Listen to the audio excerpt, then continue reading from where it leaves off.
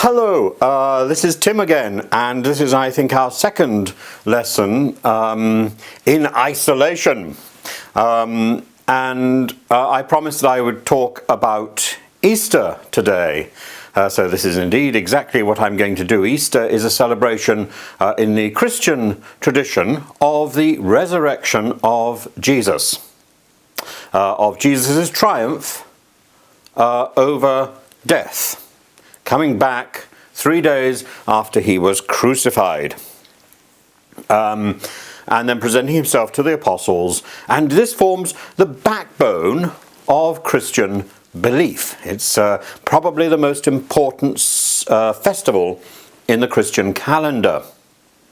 Now, the idea of resurrection was not actually that new.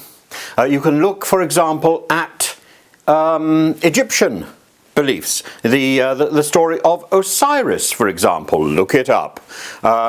Or in Greek mythology, there's the story of the doctor Asclepius, who was killed by Zeus and then resurrected. In the Old Testament, there are stories of people being resurrected.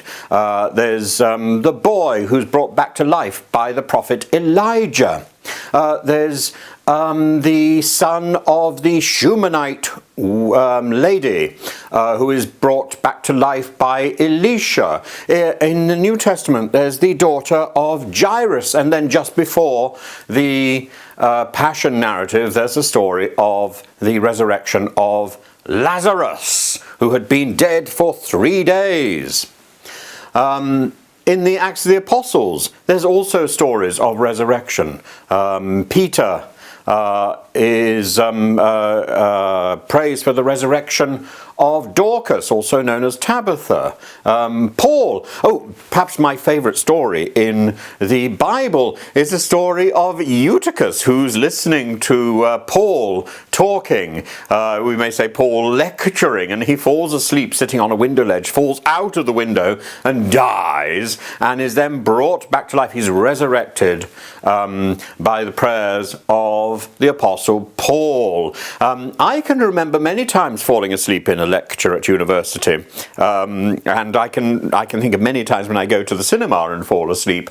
But I can also remember a time when I think I'd had a rather heavy lunch, and I sent myself to sleep while I was lecturing, and the voice got slower and slower, and then thank God it stopped. And then when I woke up, I had all these eyes looking at me, and I thought, oh my goodness, I hope I haven't been babbling in my sleep or making sort of inappropriate noises.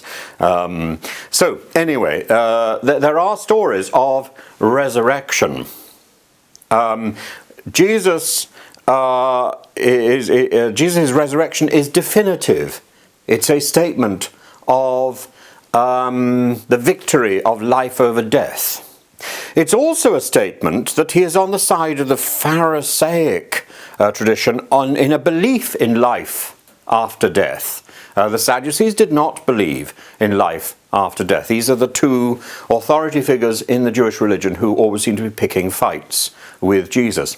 If you look at other modern religions, the idea of the resurrection of the dead, the day of resurrection, is central to belief in Islam, and we'll look at that later. The events, the historical events, oh my goodness, are they historical events? Well, there are historical figures in these events like Pontius Pilate.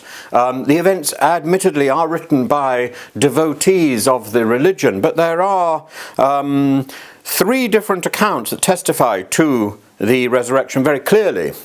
4 really, if you take St. Paul, and maybe Mark's Gospel. So there are differing accounts of the resurrection, and I think that would probably work in a court of law. But there are people who would say there is no objective account of the life of Jesus or the resurrection story.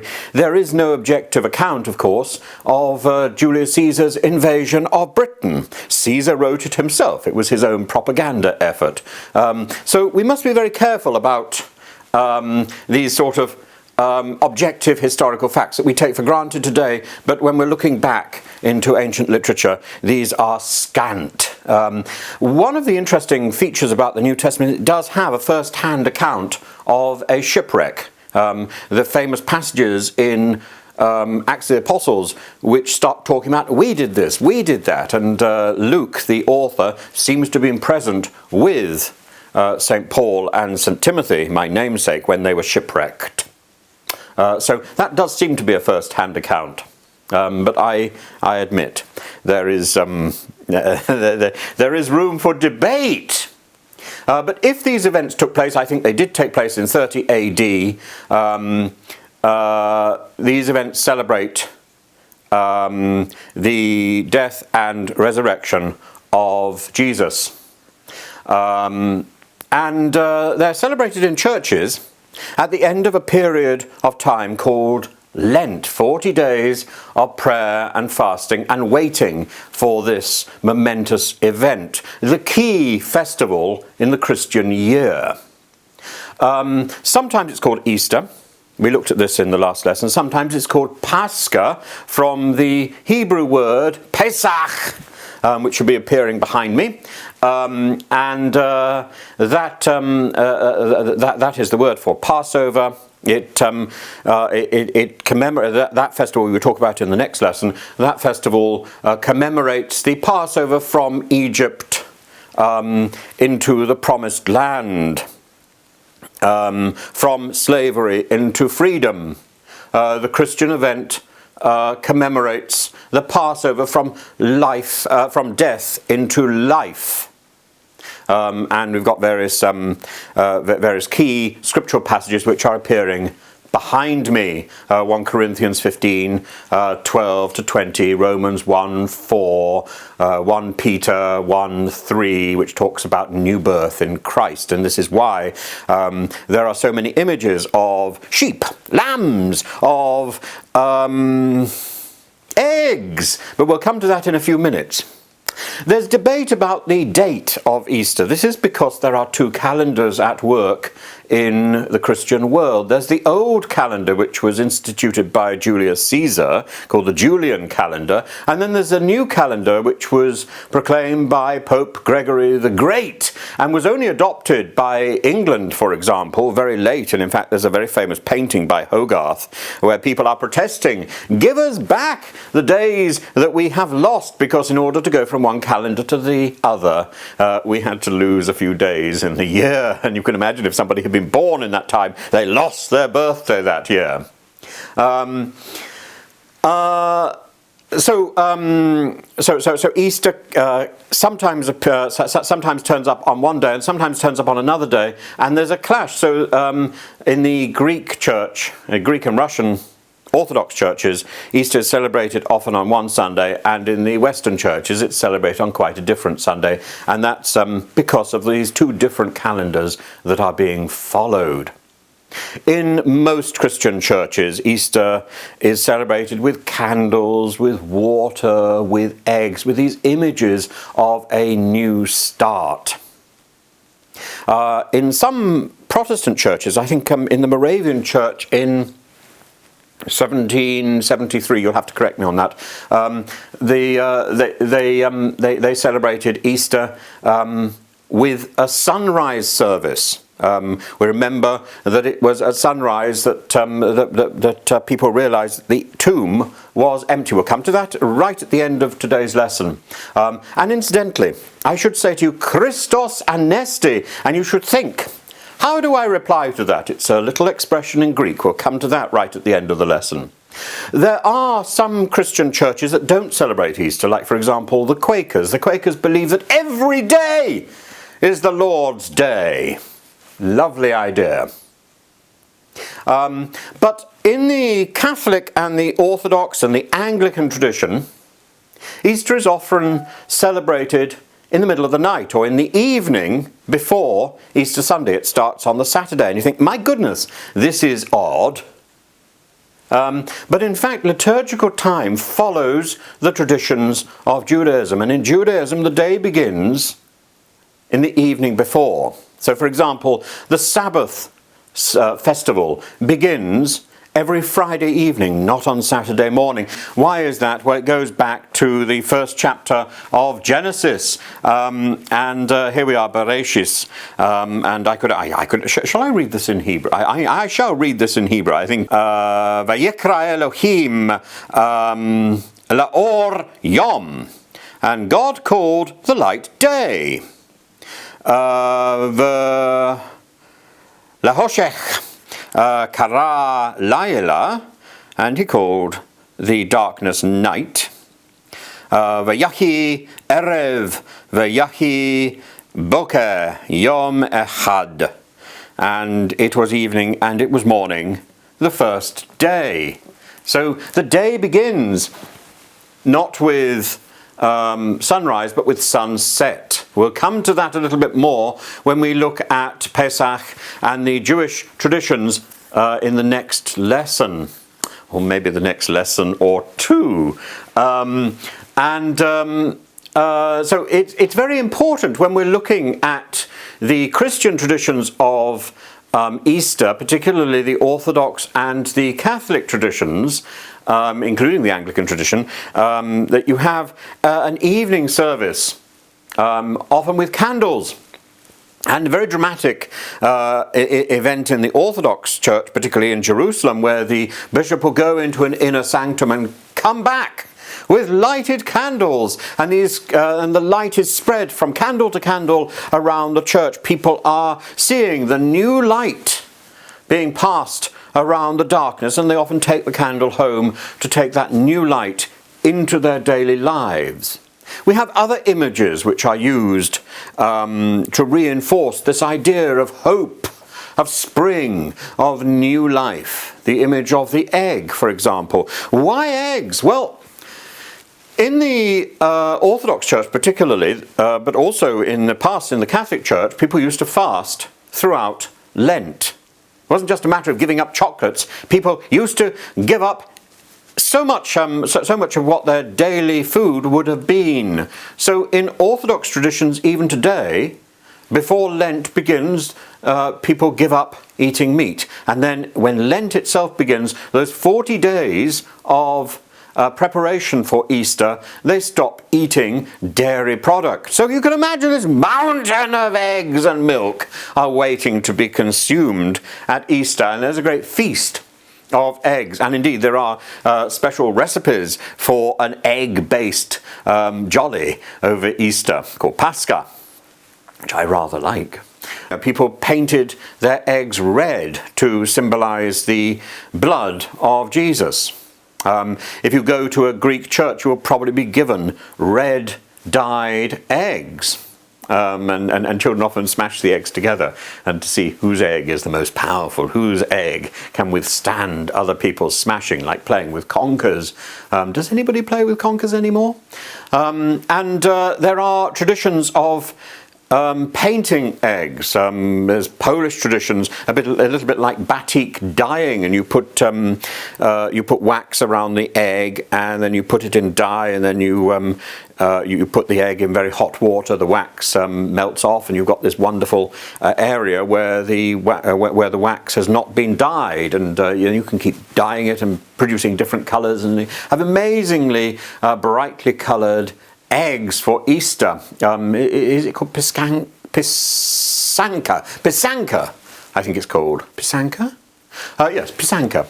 But you've also got the Fabergé eggs from Imperial Russia, where the Tsar and the Tsarina, the Emperor and the Empress of Russia, gave each other these amazing jeweled eggs, very, very expensive, collector's pieces now.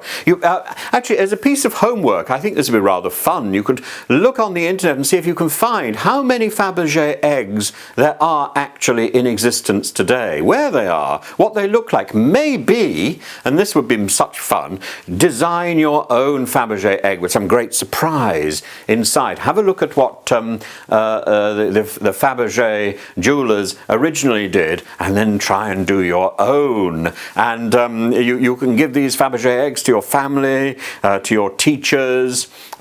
You could send some photographs to me. If you wanted to contact me, go to my Instagram page, which I think is Professor _ Tim _ Wilson, and send me some of your Fabergé eggs. I'd love to see them. So there's a bit of really exciting homework for you. Sorry, I've got to interrupt myself. This is the Instagram version of me, and I wanted to say earlier on I asked you, what would you say if somebody said to you, Christos Anesti? That's the Greek greeting at Easter. Christ is risen. And what you would say is Alithos Anesti. He is risen indeed. We could do this in Russian, which would be Christos voskresie. Christ is risen. Vo istinu voskresie. He is risen indeed. Isn't that a great greeting? Anyway, look, shall we get back to my lesson? Go on, get back to the lesson. I've got to make an egg. I've got to boil an egg. I'm not making an egg. I'm not a chicken.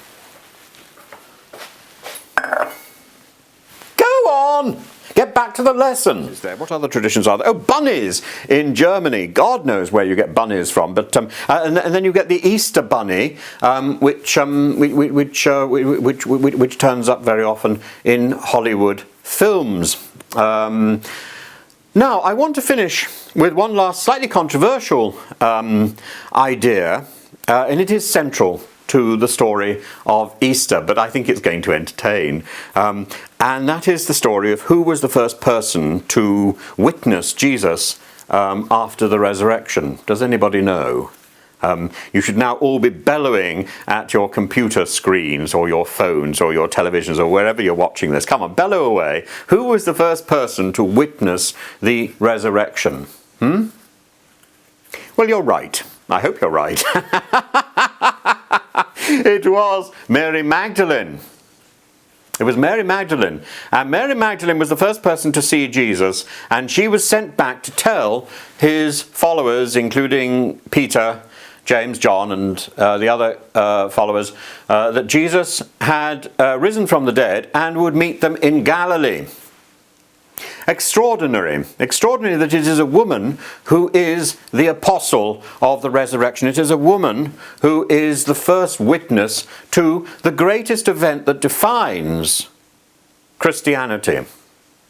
So there is an extraordinarily strong argument if you ever get into a debate about the role of women in the Christian church.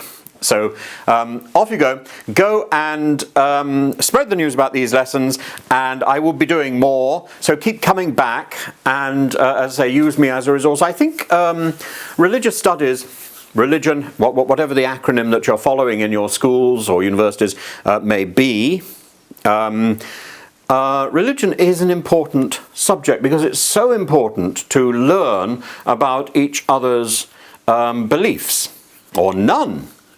And these beliefs have structured much of our present civilization. It's very difficult to walk around our country without seeing a testimony to religion. Think of the church spires, but think of just simple monuments in our towns and cities and villages. We are greatly indebted to religious tradition, and not only in what we see, not only in the paintings and in the architecture that is around us, but also in the music and in our history. Our history has very much been defined by the religions of our ancestors.